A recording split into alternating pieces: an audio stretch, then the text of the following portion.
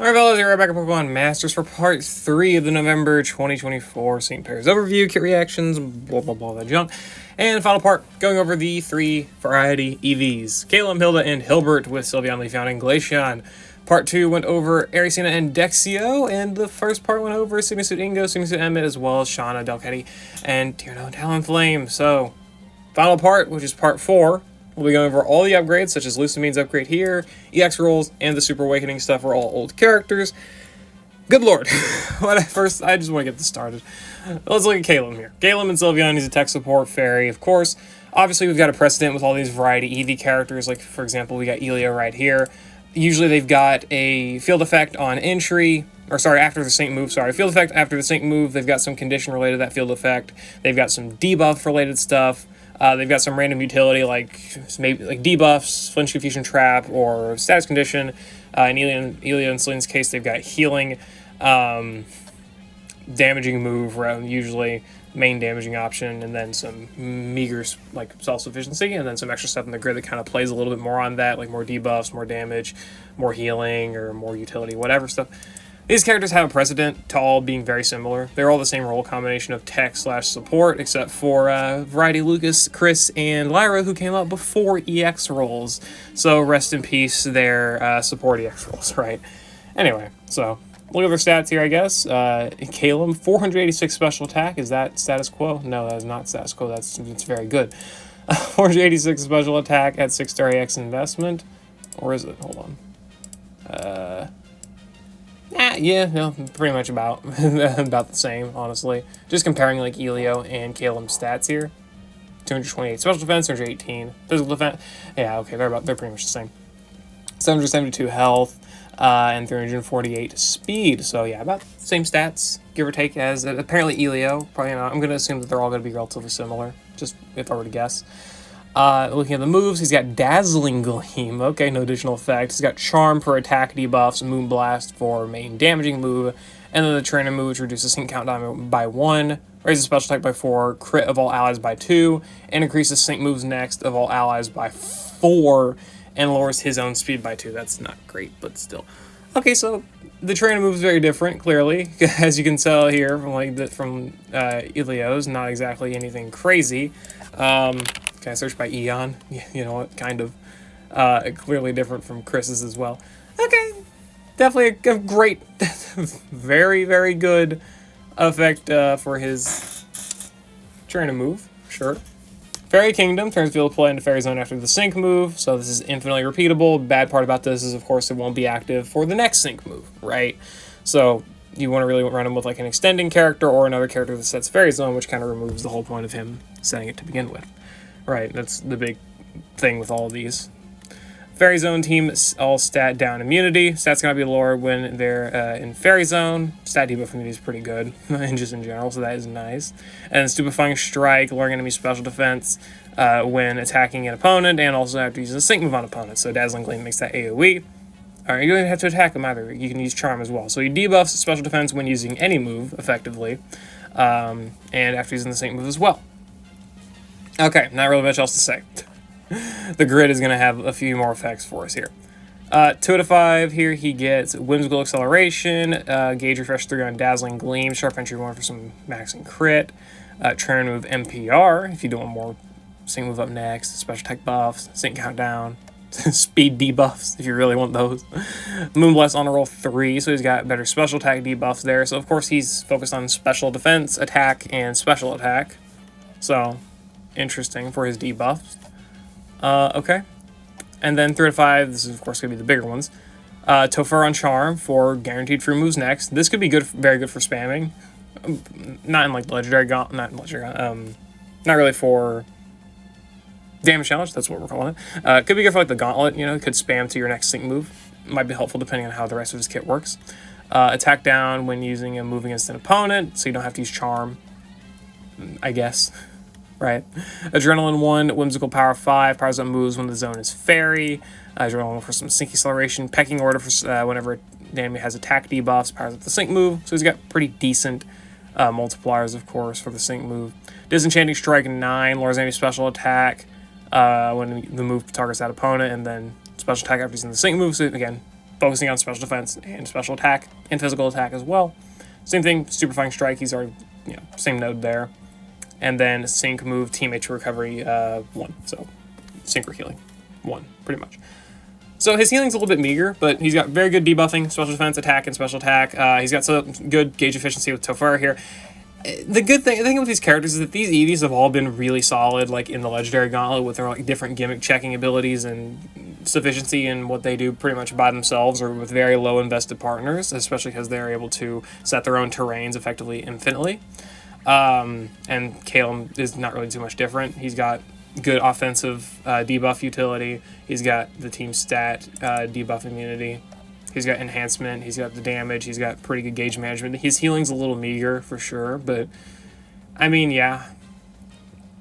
I wouldn't call him anything crazy at all, especially as a Fairy Zone setter, because, he doesn't have any extension, as none of them have, so he works very similar in that regard. He really wants another Fairy Zone setter. But I mean, he's still good.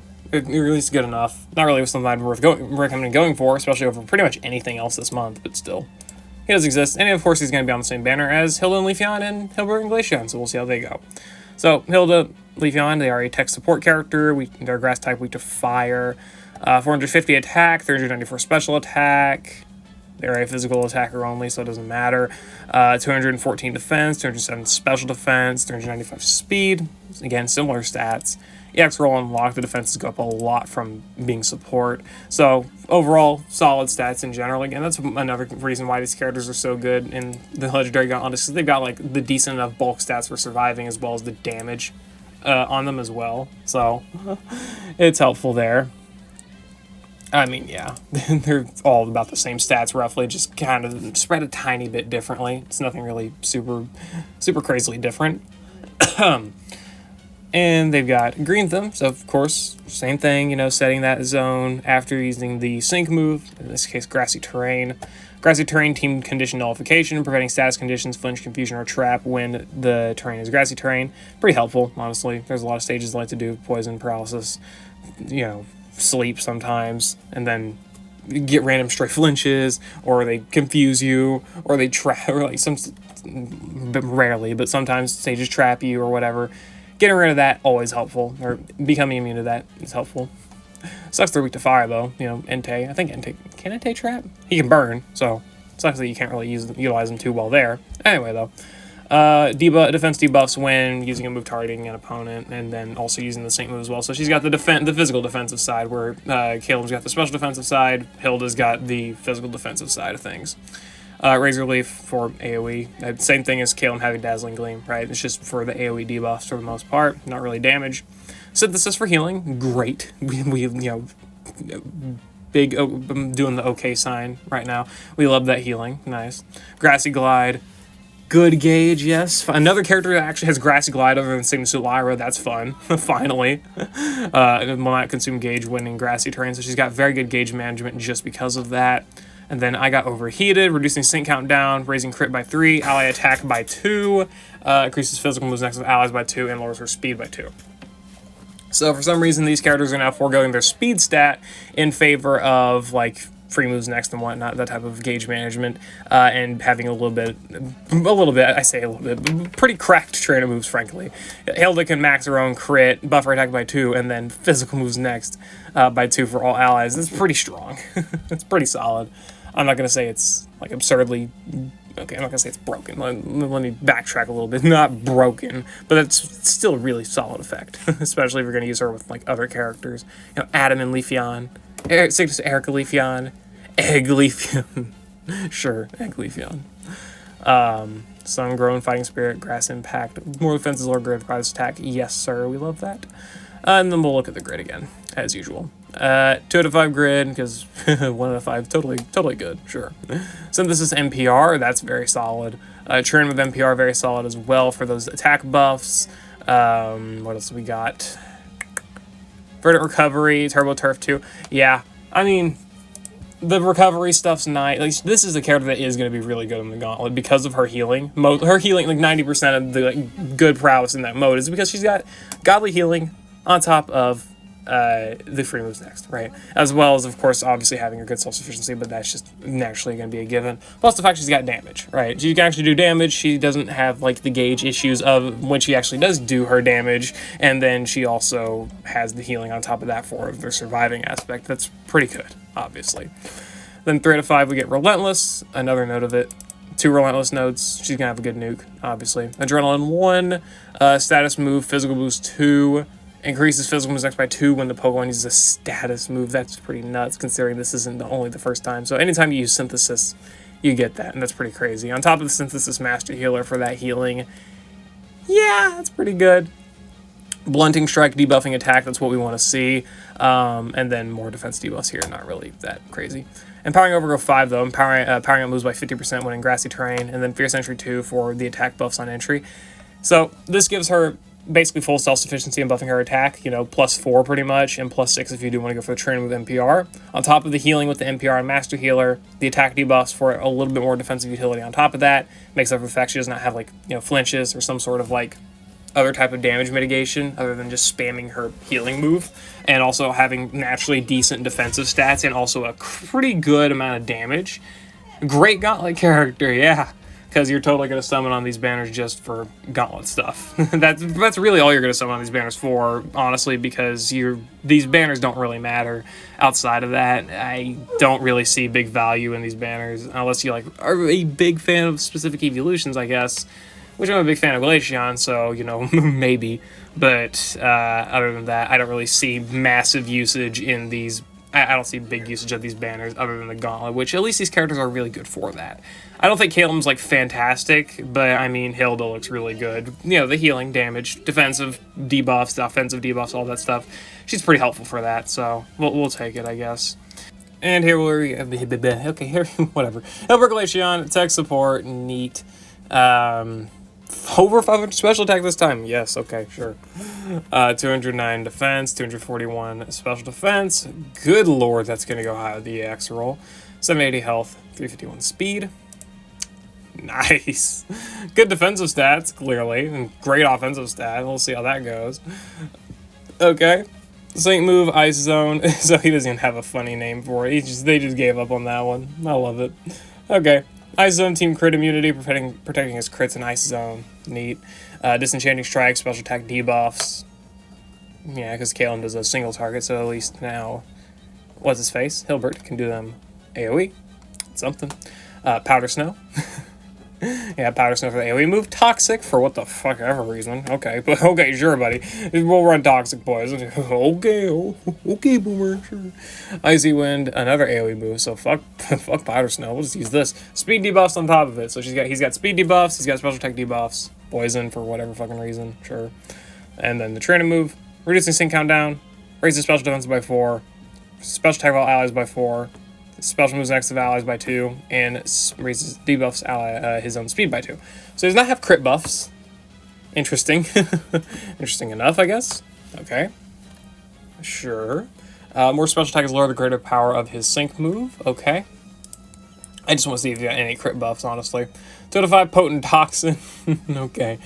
Train move NPR for maxing special defense, maybe, and special attack as well. Okay. Toxic Gauge Refresh. Adrenaline.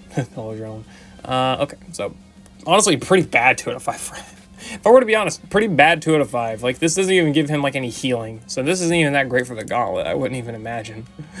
3 out of 5, knocks his hit. Lowers enemy attack and special attack by 1 when the attack move is 6 against a poisoned or badly poisoned opponent.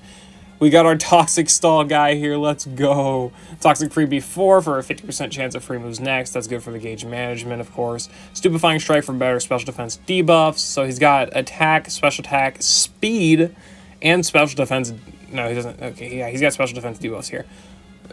It's actually pretty good. That's a lot of debuffs. This guy can do a lot of fucking debuffs. That's pretty solid. You know, trading crit buffs for that. Devastation for his Sync Nuke. Overpower for his moves. Eagle Eye, there we go. Eagle Eye 9 for the crit. Okay. Okay, and then use move, Ice Zone, team HP recovery. So it's actually got team health recovery instead of...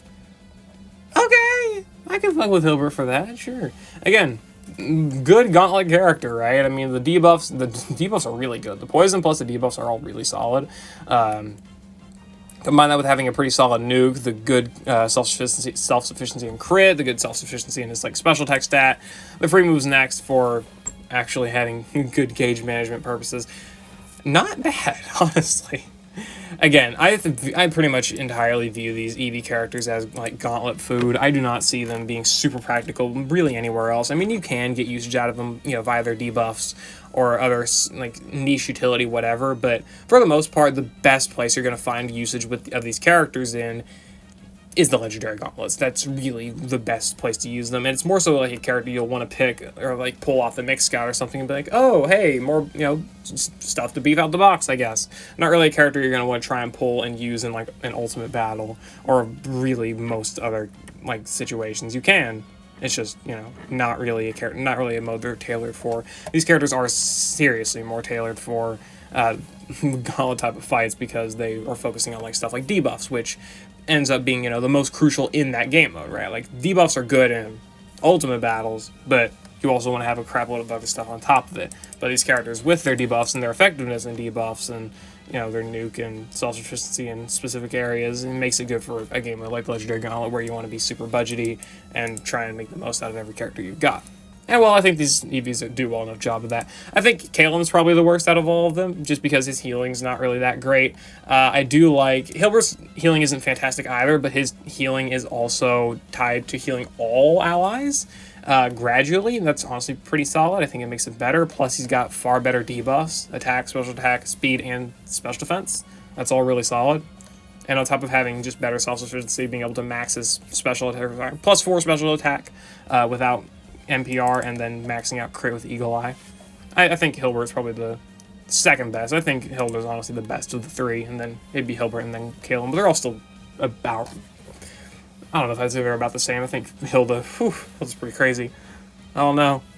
Either way, though, I think they're all pretty, like, decent, just in a general sense. Whatever.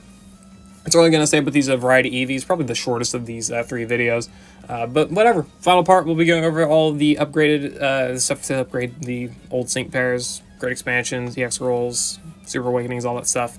And yeah, I'll see you all over there. So yeah, enjoy your summonings for any of these characters for the month, and, you know, re-earn banners, whatever it may be. Good luck, especially. Oh boy. Gems, Super Awakenings. Woo, buddy. Fun time to be a Pokemon Masters player in it. Whatever. I'll see you all later. I hope you all enjoyed.